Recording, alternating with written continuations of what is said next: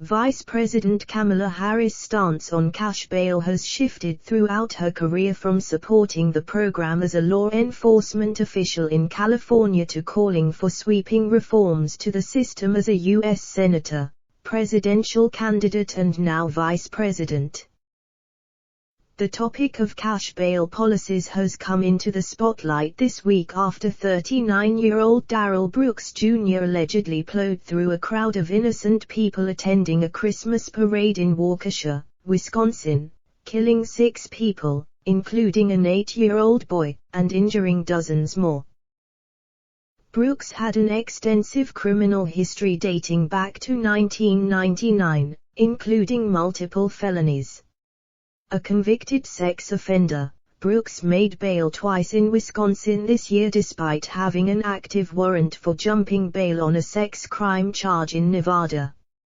Earlier this month, Milwaukee prosecutors requested just $1,000 bail for Brooks after he was arrested and charged for punching his girlfriend in the face and then running her over with his car in a gas station parking lot. Prosecutors now admit that bail was inappropriately low. Brooks' criminal history ranges from multiple firearms and battery convictions and strangulation to sex offenses and drug charges on a 50-page rap sheet that spans 3 states.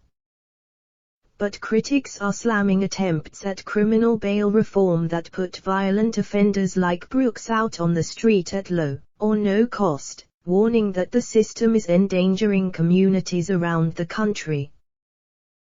Harris spent 7 years as district attorney for San Francisco and 6 years as the California Attorney General, the first black woman to hold that position. And while her position on the matter has evolved from a strict stance to supporting the abolishment of cash bail, during her time as a prosecutor Harris supported bail and even called for higher bail amounts on gun-related charges. Harris' office also defended the cash bail system. Bail money is essentially collateral to ensure a person shows up for future court dates. If a person pays bail, then appears for their court dates, that money is refunded. Before joining the Senate, Harris filed a motion in a case challenging the application of California's cash bail laws, saying the system deserved intense scrutiny. She did, though, ask the judge to toss that case, saying the state laws were constitutional even if the way in which some counties used the laws were not. The bail system at issue here does not categorically deny bail to any group of individuals, she wrote.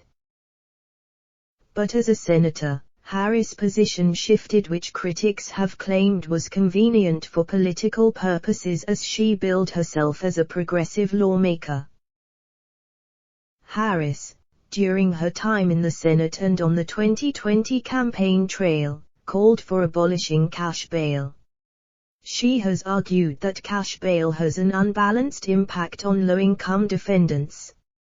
As a senator, back in July 2017, Harris joined GOP Senator Rand Paul, RKY, to introduce legislation to push for changes or replacement of the cash bail system.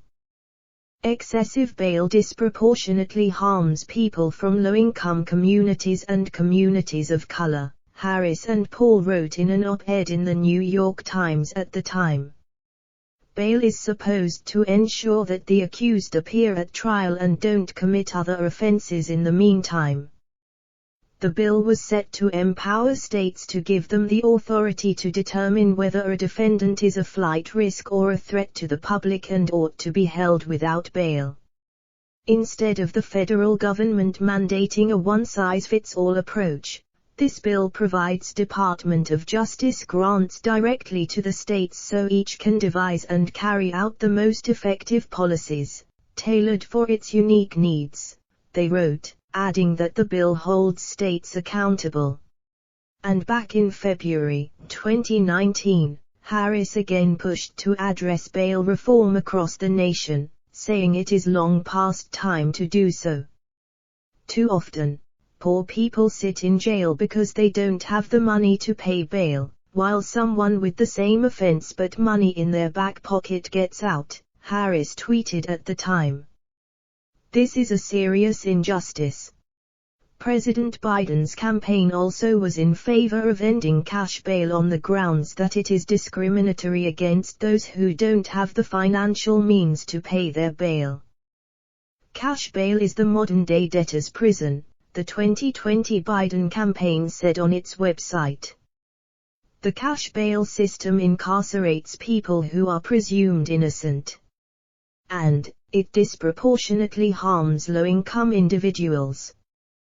Biden will lead a national effort to end cash bail and reform our pretrial system by putting in place, instead, a system that is fair and does not inject further discrimination or bias into the process. Last month, the White House released a 42-page report entitled National Strategy on Gender Equity and Equality, which called for working to end cash bail and reform our pretrial system.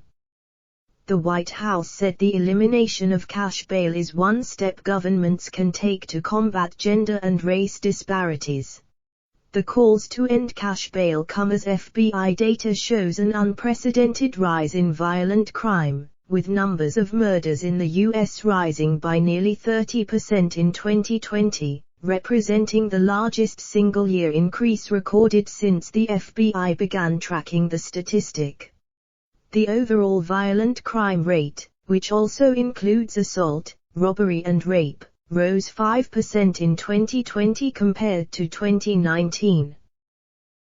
A letter from Biden and Harris included in the report last month argues that the reforms are needed to promote equality, saying that America has never fully lived up to the idea that every one of us is equal in dignity and deserves to be treated equally. This strategy outlines an ambitious agenda for this administration and those to come, a roadmap to help our nation close pernicious gender gaps and propel us toward a world with equal opportunity for all people, the letter reads. Ensuring that all people have the opportunity to live up to their full potential, regardless of gender identity or other factors, is not only a moral imperative. It is a strategic imperative.